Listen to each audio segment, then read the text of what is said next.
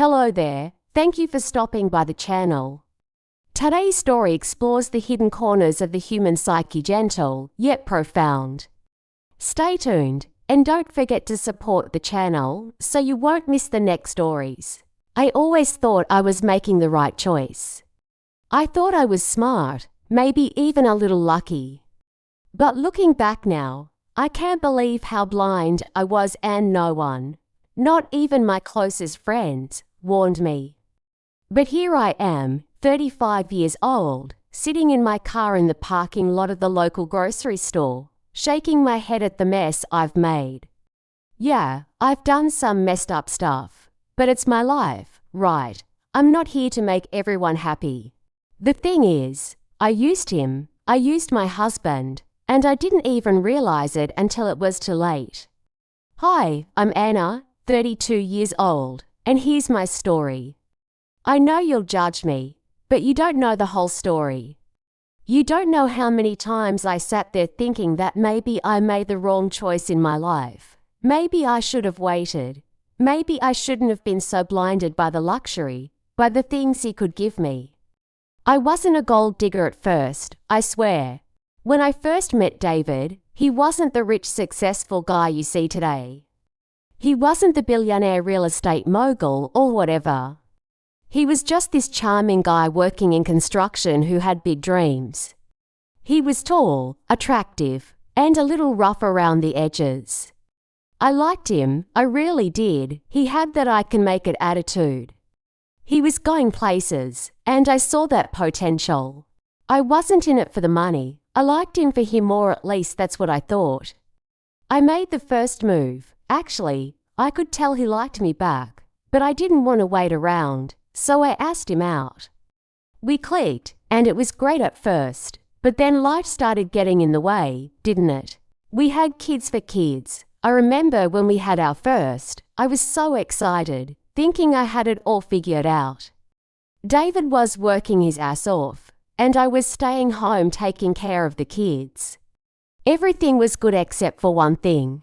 His job started getting better, no scratch that his job took off. He started making money, a lot of money, and as his success grew, I started seeing things a little differently.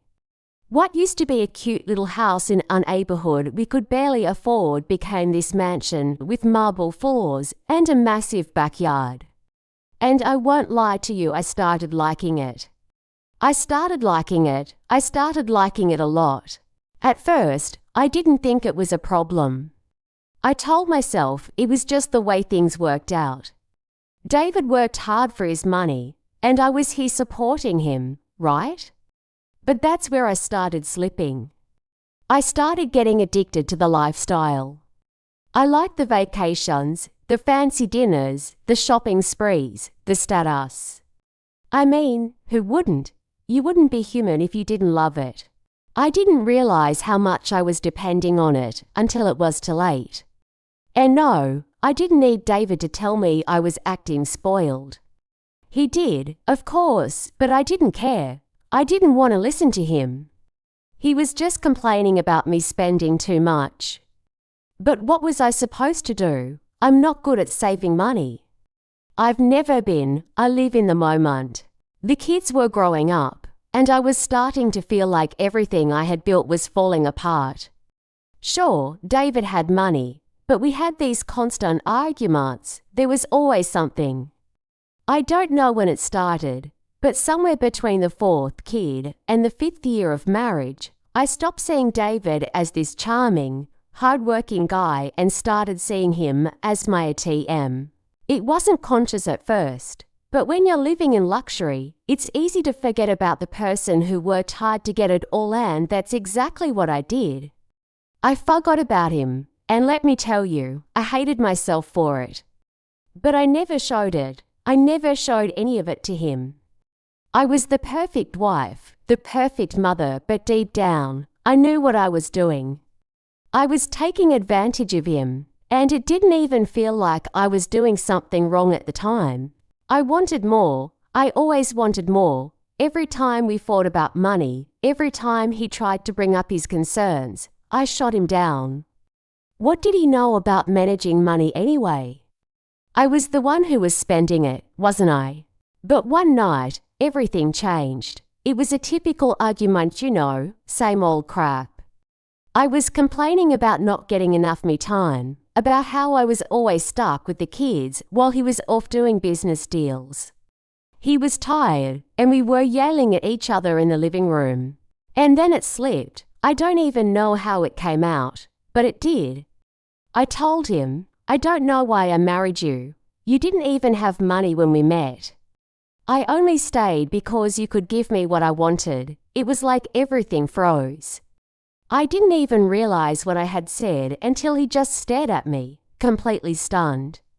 His face went pale, and I could see the hurt in his eyes. It was like I had hit him with a ton of bricks. But I didn't even feel bad. I didn't apologize. I couldn't even bring myself to do it. I wasn't going to back down.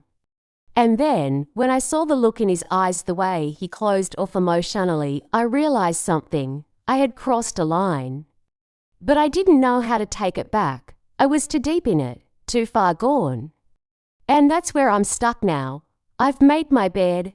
I've messed up. But I'm not going to fix it. It's too late for that.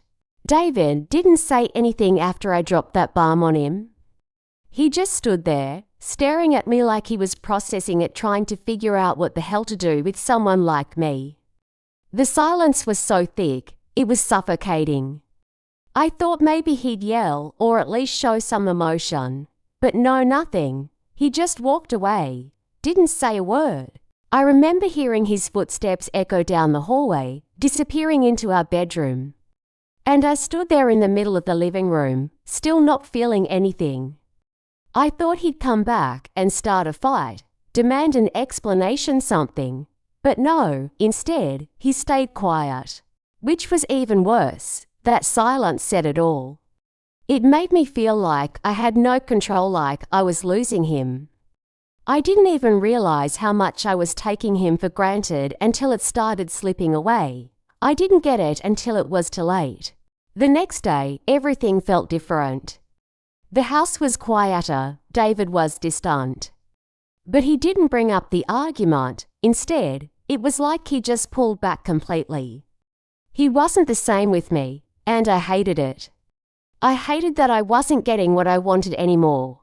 But at the same time, it pissed me off. I didn't understand why he was acting like I was the problem. I mean, yeah, I said some things, but wasn't I justified? He's the one who let me get away with all of it. It wasn't like I was demanding more money. I wasn't out here running up credit cards or anything. But the way he started treating me, the way he started pulling away emotionally, it pissed me off. I started thinking about how things were in the beginning. When I was doing everything for him, when I first met him, I gave him everything I had. I made the first move. I put in the effort. I got him where he is now. So why was he acting like I wasn't the one who helped him get there? Why was he acting like I wasn't a part of this whole thing? I remember one night, about a week after that fight, we were sitting at the dinner table with the kids. It was one of those awkward dinners, the kind where no one talks, and you just pick at your food because there's this huge cloud hanging over everything. David was just sitting there, not saying anything. And I couldn't take it anymore. I snapped. I told him, it's so typical of you to pull away like this when things get hard. Always shutting me out. I don't even know why I put up with you. I could have had so much more. The kids went quiet. And I could see the look in David's eyes. His face tightened, and he said, I'm just trying to protect what we have, Anna, but you don't seem to care about that. And in that moment, I could feel my heart race.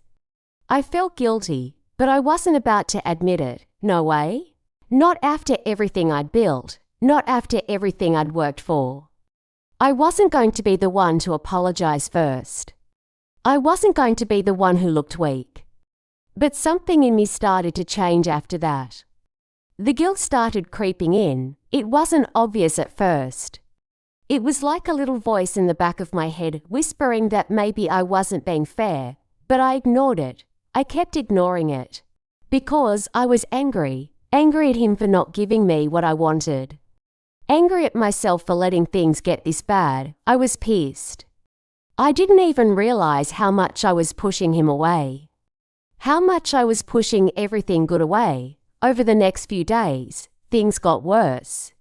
He started leaving earlier for work, staying later. And I started getting the sense that he was avoiding me. It wasn't that he was doing anything wrong, but I knew he wasn't coming home for me anymore. He wasn't coming home to the same house I once made feel like a home. And I could feel it, the distance was growing. And I couldn't make it stop. I kept telling myself that it was his fault, that if he just gave me more attention, if he just appreciated everything I did for him, this wouldn't be happening. But deep down, I knew it was my fault. I knew it was me. I didn't want to face it, though. I couldn't, not yet. But eventually, it started eating at me. I'd lie awake at night, staring at the ceiling, wondering where things had gone wrong. I thought back to when we were first married, when we were so happy. So in love. It wasn't about money then. It wasn't about houses or cars or vacations. It was about us. But now it felt like I was just holding on to a life I didn't even recognize anymore. I started questioning myself. Was I really just in this for the money? Was I really the kind of person who would do that? And the more I thought about it, the more it became clear. I had been using him. I didn't see it before. But I was using him. And I wasn't even sorry about it, not yet, at least. I know it sounds awful, but that's where I was. And I couldn't pull myself out of it, not yet. Things came to a head the next weekend. It was a Saturday, and David was at home. For once, I figured maybe we could talk. Try to work through the tension. But, honestly, I wasn't sure I was ready to face what I'd done. I still didn't want to admit it to myself, let alone to him.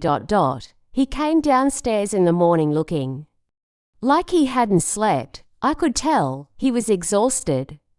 There was this weight about him, like he was carrying something heavy, and I knew it was about me.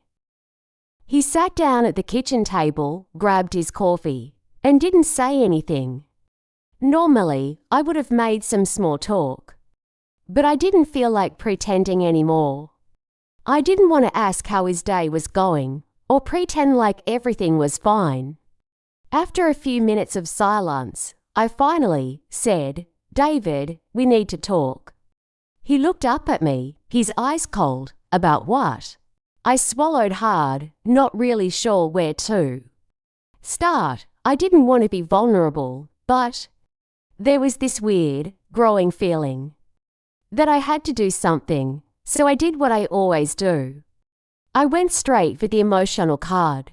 "Look, I've been thinking, and I think we both know what's been happening. I've been putting myself first, and I've been so focused on us and what we have. But I'm starting to feel like I've been taking it for granted, taking you for granted." David's face didn't change. He didn't show any emotion. And that pissed me off even more. Why wasn't he reacting? Why wasn't he angry like I expected him to be? But that's the thing with David. He was the kind of person who didn't let his emotions get the best of him. He'd always keep it cool. "It's not just about me, Anna," he finally said. His voice steady, but there was a sharpness to it. "You can't keep using me for what I've built. You can't keep playing this game and expecting it to end well." That hit me hard, but I didn't show it. Instead, I laughed, probably more nervously than I'd ever admit. "Come on, David, I've been here for you, for us. You're acting like I'm some kind of gold digger." But deep down, I knew he was right. I was using him, not even intentionally at first. But over the years, the money, the lifestyle, the comfort of everything. Somewhere along the way, I started taking it all for granted. And I didn't realize it until it was almost too late. No, Anna, David said, his voice cold now. You're using me for a life that you didn't build. I don't know when it started, but it's been going on for too long. It's not just about money, it's about respect. He stood up then, and I could see the tension in his shoulders. He was done. He was finally showing it. The thing I'd been avoiding for months. His eyes were sharp, like he was staring through me. You want a divorce, don't you? He asked bluntly. It was like a slap to the face. I froze, not knowing what to say. I wanted to scream. No, I didn't mean it like that. I just ... I was just frustrated. But the truth was, I wasn't sure anymore. It wasn't just about being frustrated. It was about everything I had and everything I still wanted. I opened my mouth to say something, anything. But the words wouldn't come out. The realization hit me like a ton of bricks. David wasn't just talking about the argument anymore. He was talking about the relationship. You've already made up your mind, haven't you? I finally whispered. David didn't answer. He didn't need to. His silence spoke louder than anything he could have said. The hurt was there, in his eyes, in his voice, in everything he did, and I knew then that I had pushed him too far. I stood there, paralyzed. The guilt finally started to creep in, but it wasn't enough to make me feel sorry. Not yet. All I could think about was how this whole thing was falling apart. The house, the money, the cars, it all started to feel worthless in that moment. But I wasn't ready to admit it, not to him, not to myself. And then he spoke again, quieter this time. Almost like he was talking to himself. I didn't work this hard. Just to have you take it all for granted. And just like that, everything I had worked for. Everything I thought was mine. I had worked for everything I thought was solid. Started to crack. I realized that all this time, I had been pretending, putting on a front, acting like I had everything together. But the truth was, I was using him. And I wasn't even honest with myself about it. I'm not going to beg you to stay, Anna, David said, his voice soft, but final. I'm done. I need someone who respects me. And with that, he walked away. Just like that, no yelling, no drama. He just left me, standing there alone, with the consequences of everything I'd done. I wanted to cry. I wanted to apologize. Tell him I was wrong, that I didn't mean it. But the words didn't come. I was too proud. And that's the part that eats at me now. I didn't even get the chance to admit it to him. To make it right, the silence that followed was deafening. And as I stood there, surrounded by everything I thought I wanted, I realized that maybe, just maybe, I had lost everything in the process. David's decision to walk away was final, but it wasn't just about leaving the house or packing up his things. He made sure everything was in motion. Cutting ties in every way possible. We didn't even go to therapy. There were no, let's figure this out. He didn't want to talk. He just filed. And within a few months, everything was set. No fighting, no wasting time. It was over. And in the end, I was left to pick up the pieces of a life I had built. Off someone else's hard work. I was furious. I couldn't even look at him without boiling over. How could he do this to me? I gave him for kids, years of my life. He couldn't just walk away like that, could he? But that's exactly what he did. The divorce was finalized quickly. And when it came to the settlement, David didn't budge. I got no alimony, nothing. He didn't give me half the house. Nothing. I had to leave. The big house, the car. The life I thought was mine. And the worst part, I had to do it alone. He didn't give me any help, no bridge loan, no assistance. Just a cold, hard, you made your bed. At first, I thought he was bluffing, Maybe he just wanted me to feel the pain. Or maybe this was his way of making me beg for him to reconsider, but no. It wasn't a game to him, he stuck to his guns. The lawyers kept telling me the same thing. David had made sure his assets were protected. Everything was legit, he didn't owe me anything. I couldn't even claim the kids. And honestly, that was a blow to my pride. Because David was the better parent, even when it came to the kids' well-being. He always made sure they were taken care of, always. He kept them in mind, and that hurt. He didn't have to do that, but he did. He didn't just leave me with nothing. He made sure I knew the price of all those years. I had taken advantage of him. I was mad, frustrated, livid, really. How could I be in this position? How could I be the one stuck with nothing while he walked away? Like it was no big deal, but here I was. No house, no extra money. Nothing left but my pride. Well.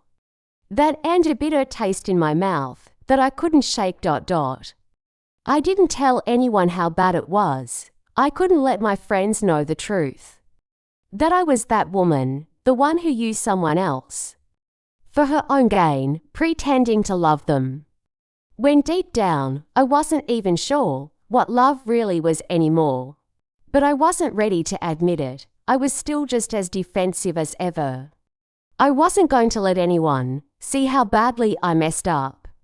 In my mind, it wasn't my fault if David had just been more understanding. If he had just kept giving me what I wanted, none of this would have happened, right? But deep down, I knew the truth. I should have never let it get this far. I should have appreciated him more. I should have been a better wife, a better partner, but I didn't, and now I was paying the price for it. When I look back now, the anger hasn't really gone away. I still don't think I'm fully responsible for what happened. I still think David should have done more to keep me happy, but I know I messed up. I'll never get back what I lost, and it doesn't matter how mad I am. The truth is, David was the one who won. He got out clean, he got his life back, and I was left alone, dealing with the fallout of my own decisions, and no matter how much I try to justify it to myself. That's the way it ended. David walked away, and I was left with nothing but regret, and the cold, harsh reality that he didn't need me as much as I needed him. Thank you for listening until the end. Every story holds a piece of someone's truth, and maybe a piece of your own. If this touched you in any way, don't forget to like, share, and subscribe for more heartfelt stories. See you in the next video.